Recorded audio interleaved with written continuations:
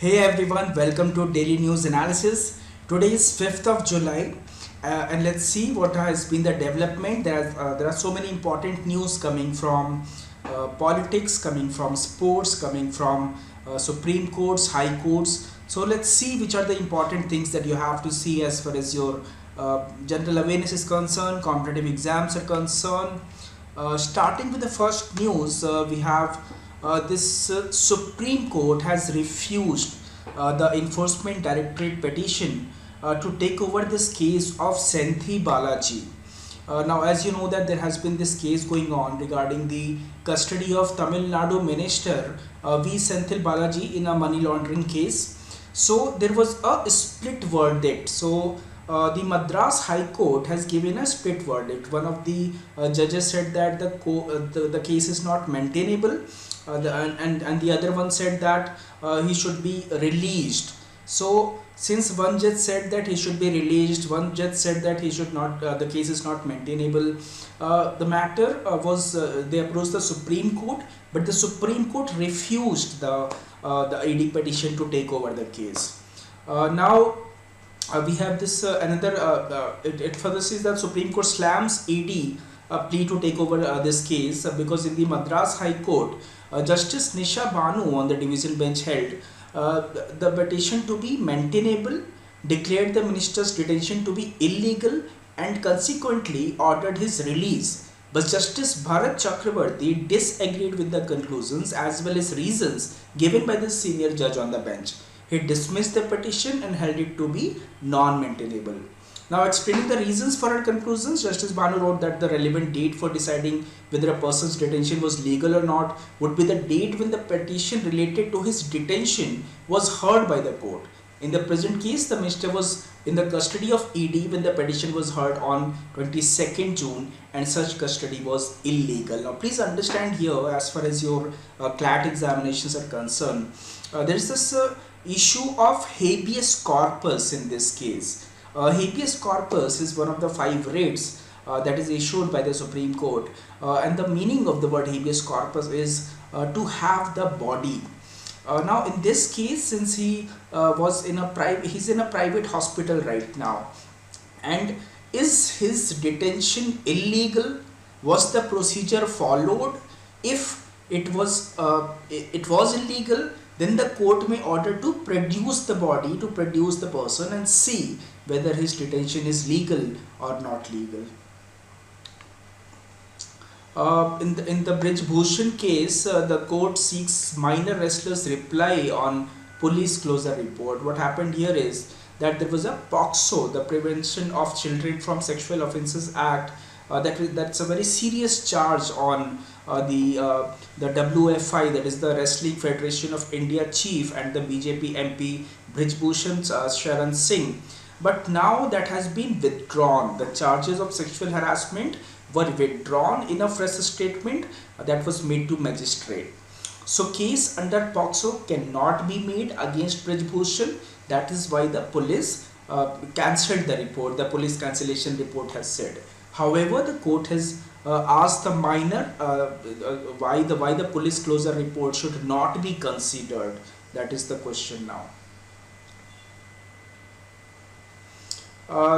In Maharashtra politics, a lot of event is happening.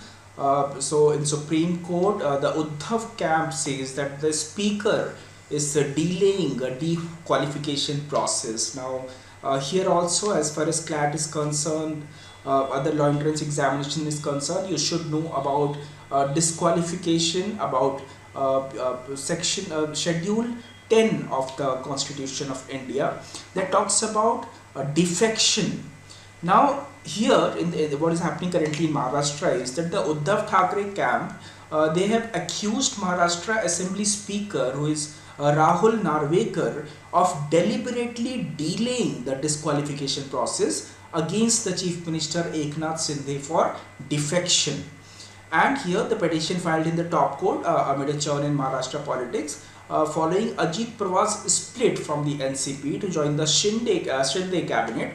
As Deputy Chief Minister said, speakers should rise above their political affiliations while performing the duties of the office. The Thackeray faction said Mr. Navrekar's conduct had been brazen disregard of his constitutional duties as a neutral arbiter under the 10th schedule, which is the anti-defection law of the constitution. Regarding the scheduled caste status, the Supreme Court will hear a plea on making it religion neutral, because as far as scheduled castes are concerned, as we know that the caste system is prominently prevalent in the Hindu society. That is to say, we have Varna system where we have Shudra, Vaishya and Brahman, and so that way what about the converts? So the plea contended that the denial of scheduled caste status for Dalit converts from say to Christianity or to Muslims was sourced from the belief that both these faiths were historically foreign religions and do not recognize caste system as in Hinduism. So that is what the court will hear now. Supreme Court seeks government response on failure to fill NHRC vacancies. So in the National Human Rights Commission, there have been vacancies that are lying vacant. So the government will seek response from the government why they are not filling these vacancies. The bench recorded the petitioner's submission that there were 3 vacancies in the commission, 2 judicial members and a women member. So the existing seats are stated to have fallen vacant on September 2021, January 4, 2023 and April 4, 2022 respectively, and still it's lying vacant. Here the Grain Tribunal has ordered the SOP. SOP is Standard Operating Procedure to curb pollution at hospitals. So the NGT, the National Green Tribunal, has constituted a 5-member committee which is headed by the Secretary of the Union Ministry of Health to form a SOP for environment management inside and around all government district hospitals and larger than such district hospitals, including medical colleges, within 3 months. One news coming from Haryana: they will now allow restaurants to run 24 hours all the time, to run around the clock. Security, however, is a concern. The Haryana has the BJP and the JJP, that is Bharatiya Janata Party and the Jan Nayak Janata Party government, and they have decided to allow restaurants to remain open around the clock across the state. Deputy Chief Minister Dushyant Chautala said that the restaurant across the state can remain open 24 hours in Haryana. There will be no restrictions on them to close at night. Rajasthan has proposed a life imprisonment to curb question paper leaks. So currently the punishment for leak of question paper in the competitive examinations or otherwise was 10 years, which is now proposed to be increased to life imprisonment, and thereby making the law more stringent. There is Congress government in Rajasthan. There's this article about the panchayat polls in West Bengal, which is usually a violent affair, and some data are given because about 12% of the 74,000 seats at the 3-tier panchayats have been won uncontested, rolling Trinamool Congress. And in the 2018 panchayat polls, about 34% seats were won uncontested by the Trinamool, and 17.66% nominations were withdrawn. So security is a concern. It's even before, the elections are supposed to happen on July 8, and 15 people have already lost their lives right after the announcement, the notification of the poll. There is a death toll in Israel's Jenin attack. There are 10 people died there.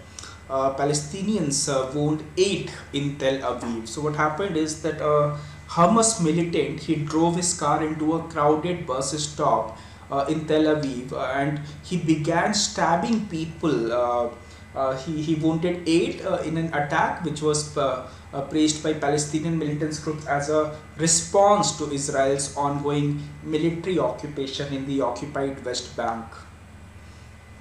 Good news coming from Egypt and Turkey that they had appointed ambassadors to each other's country for the first time in a decade, and in a sign of warming ties. The two foreign ministers said that the move aims at the renormalization of relations between the two countries and reflects the mutual will to develop bilateral relations. The chief of NATO will remain Stoltenberg, that is the NATO Secretary General Jens Stoltenberg, will remain in office for another year. That was decided by the 31 nation military alliance. He said that I am honored by NATO alliance to decision to extend my term as a Secretary General until 1st October 2024. In Afghanistan, they are banning all the beauty parlors for women. So women's salons will shut in Afghanistan. Anyway, women hardly have any rights in Afghanistan. Some women, they run their beauty parlors. At least that is one form of business they can be involved in. But even that is now being banned, and that is one aspect outside of their in the public life that is also being taken away. So that is the situation in Afghanistan right now. As far as Canada is concerned, the Khalistani movement is being continuously an issue in Canada. So the Ministry of External Affairs, he summoned the High Commissioner of Canada, Cameron McKay, and launched a protest after campaigners for Khalistan put out posters targeting Indian diplomats in Canada. The top Canadian diplomat stationed in India was summoned after the poster circulated online, naming two leading Indian diplomats that are stationed in Canada. Sorry. Piyush Goyal has said in a statement that the government will not impede work by startups, rather government will facilitate the startup, government will promote the startup culture. It will act as a facilitator to strengthen the startup ecosystem and not act as a regulator, said the Commerce and Industry Minister Piyush Goyal. We are going to have a competitor for Twitter, that is by the Meta, the Facebook company. So Meta will introduce a Twitter challenger which is called Threads. Threads via Instagram. This week it's coming. So the Meta platforms plan to launch a Twitter rivaling microblogging app called Threads. And if you must have noticed, read somewhere that the Twitter boss Elon Musk attracted criticism by announcing a temporary cap on how many posts users can read on the Twitter. So now the Thread is being introduced as a competitor. Sri Lanka is getting $250 million as a budgetary and welfare support from the World Bank. So the country is going through its worst economic crisis since 1948. The World Bank announced that they approved $700 million to the debt-ridden company. In sports, we have great news coming from football. Sunil Chhetri's men claimed their second title in a month after edging Kuwait in penalty, that is sudden death. The regulation time ends 1-1 as Changi's 38th minute goal cancels out Al-Khadi's strike. In another sports, we have Changte and Manisha. They have been named the AIFF Player of the Year 2023.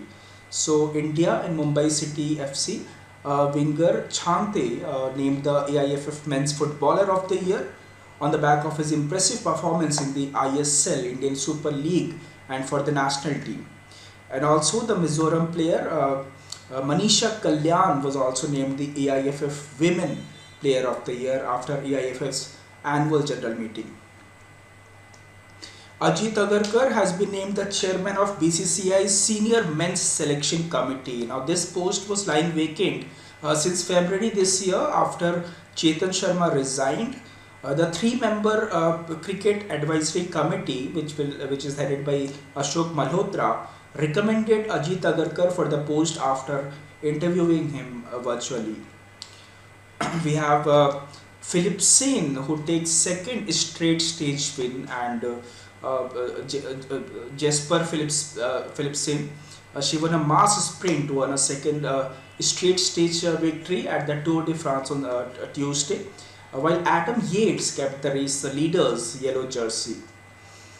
PV Sindhu slips to 15th in the latest badminton world ranking. So India's PV Sindhu slips 3 places to the 15th spot in women's single in the latest BWF world rankings that was released on Tuesday. Sindhu, who dropped out of the top 10 in April, has 51,070 points from 13 tournaments. That's all for right now. Thank you so much. Keep reading news, keep following this channel, subscribe to this channel, share it with your friends. See you in the next video. Till then, have a good day. Goodbye. Thank you so much.